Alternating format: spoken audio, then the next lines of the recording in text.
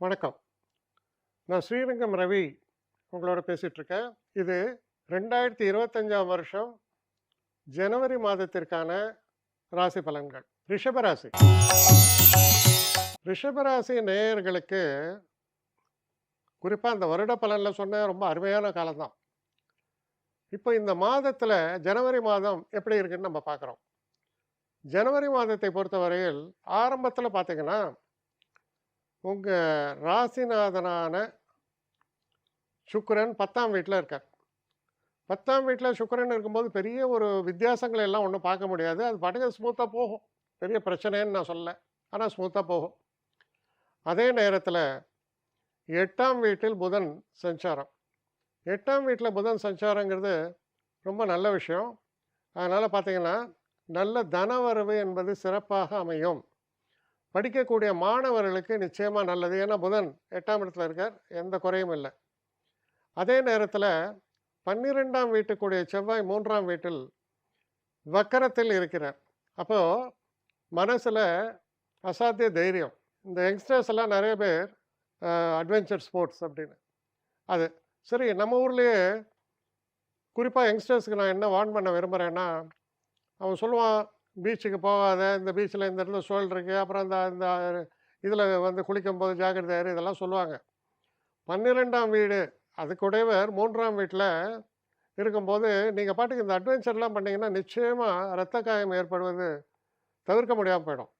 அதனால் உடல் ஆரோக்கியத்திலும் நம்ம செய்யக்கூடிய விஷயங்களில் ஓரளவுக்கு கவனமாக இருக்கணும். ஆனால் மனோவேகம் எப்படி இருக்கும்னா, பார்த்துக்கலாம், என்ன ஆகிட போகிறது, நான் வீலிங் பண்ணுறேன், ஒரு வீலில் ஓட்டுறேன், எல்லா வேலையும் பண்ணுவீங்க, என்ன பெருமை இருக்குது இதில்?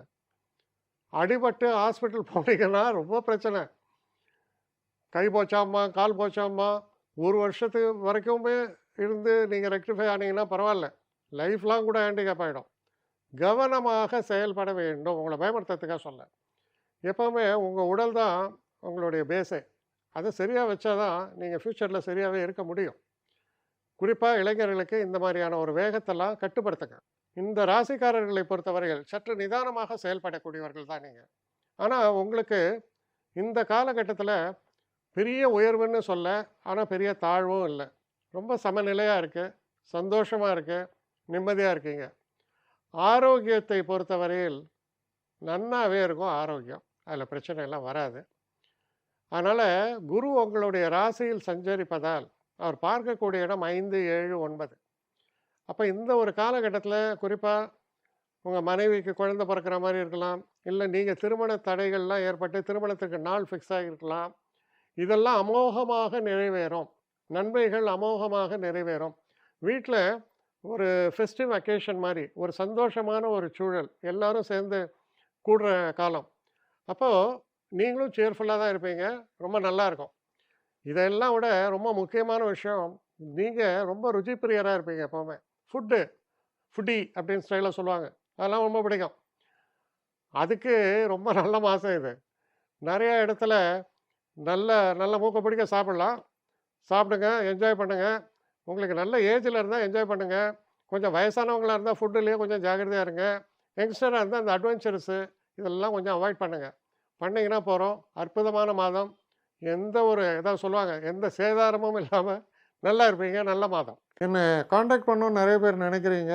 தயவு செஞ்சு என்னை காண்டாக்ட் பண்ணுறதுக்கு ஒரு மெயில் அனுப்புங்க. srirangamravi1@gmail.com. இது ஸ்க்ரீனில் பார்க்கலாம், இது அப்பியர் ஆகும். இந்த மெயிலுக்கு எனக்கு அனுப்புங்க.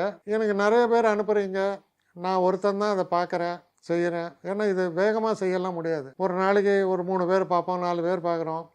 அதனால் கொஞ்சம் டிலே ஆகுது. கட்டண சேவை தான். இந்த கட்டணத்தை செலுத்திய பின்பும் கிட்டத்தட்ட ஒரு 5-6 நாள் ஆகும்.